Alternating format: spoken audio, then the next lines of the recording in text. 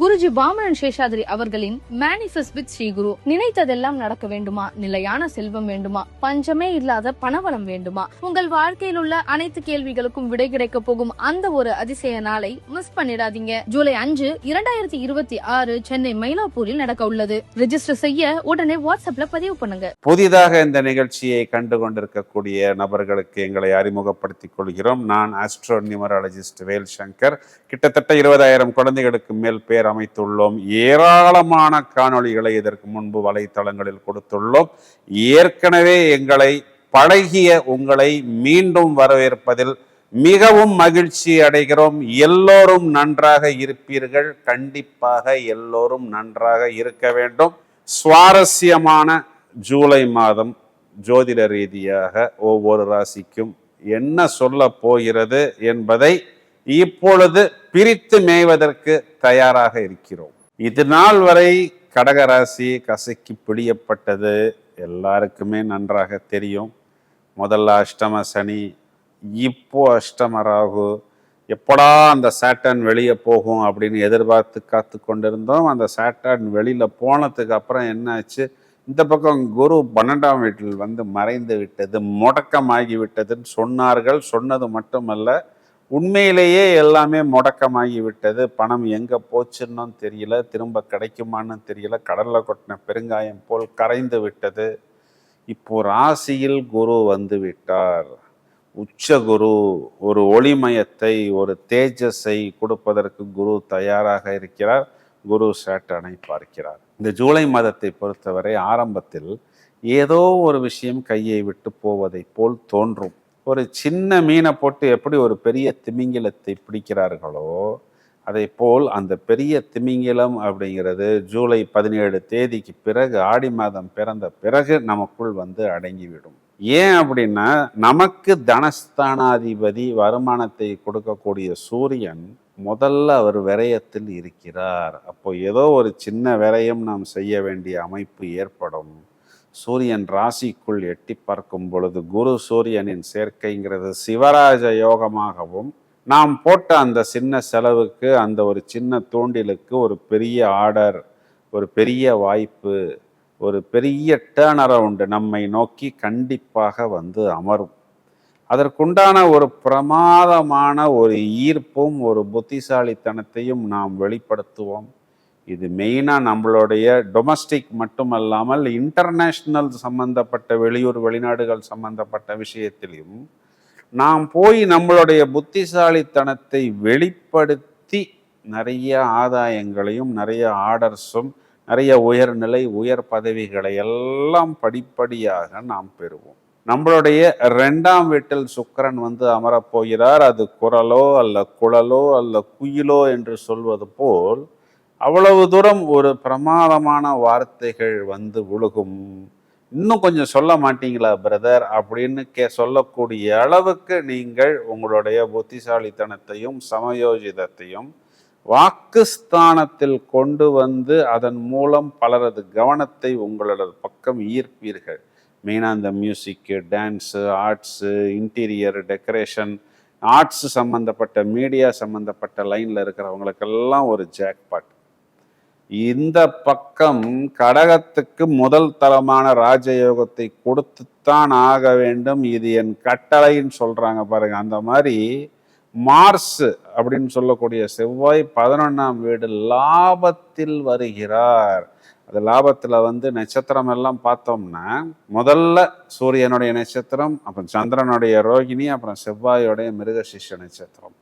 அப்போ கடகராசி நபர் அவர் ஒருத்தருக்கு மட்டும் தனித்துவமான வெற்றிகளை கொடுக்காமல் ஒட்டுமொத்தமா உங்களுடைய குழந்தைகளுக்கு, அம்மாக்கு, அப்பாக்கு, உங்களுடைய குடும்பத்துக்கே ஒரு டோட்டல் பேக்கேஜாக லாபத்தை கொடுப்பதற்கு தயாராக இருக்கிறார். அதுலேயுமே பார்த்தோம்னா ஃபுல்ஃபில்மெண்ட் ஆஃப் டிசையர்ஸ், நினைத்த காரியங்களில் வெற்றி. நீங்கள் என்ன காரியத்தை சாதிக்கணும்னு நினைக்கிறீர்களோ அதற்குண்டான வெற்றியை செவ்வாய் கொடுப்பதற்கு தயாராக இருக்கிறார்.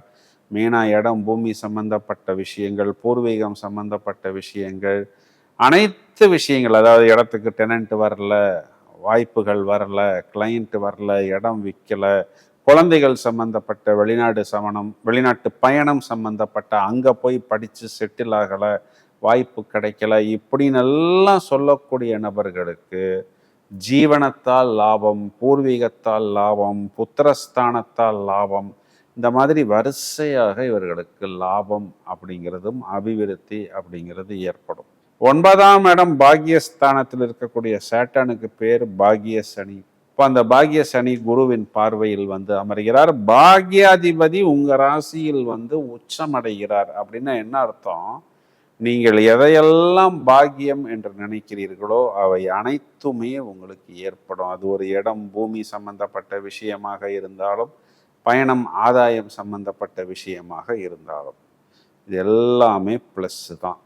மைனஸ் பாயிண்ட் என்ன அப்படின்னு தேடி பார்த்தோம்னா, இந்த செவ்வாயை சனி பார்க்கிறார். அப்போ என்ன ஆகும் அப்படின்னா, குறிப்பாக உங்கள் லைஃப் பார்ட்னர் உங்கள் பிரதர் சிஸ்டர்கிட்ட ஏதாவது சில விஷயத்தை சொல்லலாம், இல்லை உங்கள் குழந்தைகிட்ட ஏதாவது ஒரு சின்ன நெருடலான விஷயத்தை சொல்லலாம். இப்போது இதுக்கு மட்டும் கொஞ்சம் கூடுதல் கவனம் எடுத்துக்கொண்டு, அந்த மாதிரி ஒரு விஷயமாக இருந்தால் எல்லாரும் ஒன்றாக அமர்ந்து பேசுவது புத்திசாலித்தனம். 8ஆம் இடத்தில் ராகு. அந்த ராகுக்கு என்ன ஒரு ப்ளஸ் பாயிண்ட்னா, சுக்கிரன் என்ற ஒரு சுபகிரகத்தின் பார்வை வந்து விடுகிறது.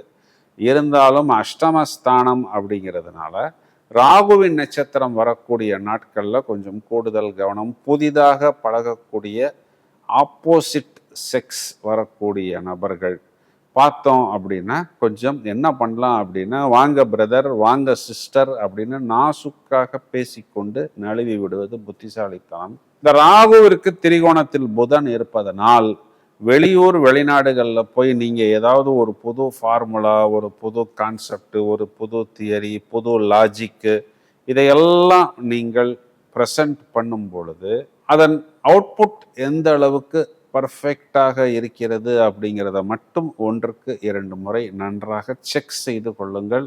அதில் ஏதாவது ஒரு சின்ன விஷயம் மிஸ் ஆனால் அது நமக்கு ஏதாவது ஒரு சின்ன டென்ஷனை ஏற்படுத்தி விடும். இது ஒரே ஒரு மைனஸ் பாயிண்ட் மட்டும்தான் கொஞ்சம் பிரமாதமாக தெரிகிறது. 6ஆம் இடம் நாம் கடன் வாங்கக்கூடிய இடம். 6ஆம் இடத்துக்கு செவ்வாயின் பார்வை, சனியின் பார்வை ஒன்றாக விடுகிறது. ஏதாவது சின்ன சின்ன கடன் வாங்க வேண்டிய சூழ்நிலை ஏற்பட்டாலும் முடிந்தவரை கவர்மெண்ட்டு, அரசாங்கம் சம்பந்தப்பட்ட ஒரு டீசெண்டான கடன் வாங்கி கொள்வது புத்திசாலித்தனம்.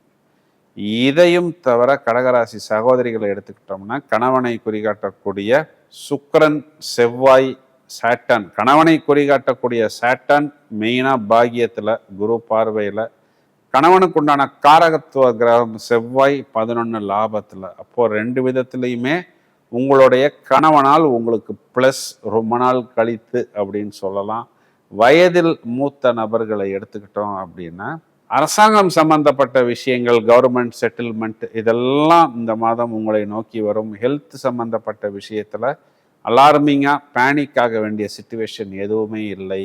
மாணவர்கள், குழந்தைகள் வெளியூர் வெளிநாடு பயணங்கள், கல்விக்காக போகும் பொழுது மட்டும் கூடுதல் கவனம் எடுத்துக்கொண்டால் போரும். செவ்வாய், வெள்ளி, ஞாயிற்றுக்கிழமைகளில் துர்கா வழிபாடு ராகு காலங்களில் செய்யும் பொழுது நமக்கு ஒரு நல்ல கவச்சம் ஏற்படுத்தி கொடுக்கும் அப்படின்னு சொல்வது தான் நிதர்சனமான உண்மை. வாழ்த்துக்கள். இப்பொழுது நாம் இவ்வளவு நேரம் பார்த்த இந்த பலன்களுக்குண்டான கிரக நிலைகளை எடுத்துக்கொண்டால், ஜூலை மாதம் 5ஆம் தேதி இது நாள் வரை கடகராசியில் இருந்த சுக்கிரன் சிம்மராசியில் பிரவேசம் செய்ய இருக்கிறார். மேலும் ஜூலை மாதத்தில் 17ஆம் தேதி ஆடி மாதத்தின் தொடக்கத்தில் மிதுனராசி மண்டலத்திலிருந்து கடகராசி மண்டலத்துக்குள் சூரியன் பிரவேசம் செய்ய இருக்கிறார்.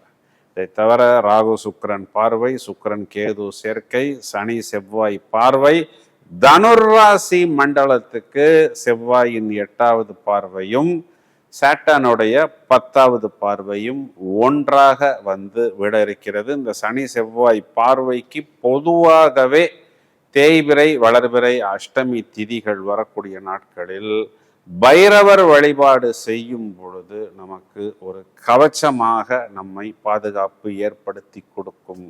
சார், நீங்கள் இவ்வளோ நேரம் சொன்ன விஷயங்கள் எல்லாம் நன்றாக இருக்கிறது, இன்னும் கொஞ்சம் விஷயம் சொல்லுங்களேன் என்று நீங்கள் சொல்வது எனக்கு புரிகிறது. அடுத்து ஆடி மாதம் என்ன செய்ய போகிறது, சாட்டன் வக்கர நிலை அடைய போகிறது. இதன் பலன்களை எல்லாம் மேலும் இதை போல் விஸ்தாரமாக 12 ராசிகளுக்கும் சூடாக கொடுப்பதற்கு தயாராக இருக்கிறோம். பிரித்து மேய்வதற்கு நாங்கள் தயார். இந்த வாய்ப்பை எங்களுக்கு ஏற்படுத்தி கொடுத்த பக்தி இன்ஃபினிட்டி நிறுவனத்தாருக்கு எங்களது நன்றியை தெரிவித்துக் கொள்கிறோம். தொடர்ந்து இணைப்பில் இருங்கள். இந்த பதிவை உங்களது நண்பர்களுக்கும் உறவினர்களுக்கும் ஷேர் செய்யுங்கள். வாழ்த்துக்கள். Thank you friends.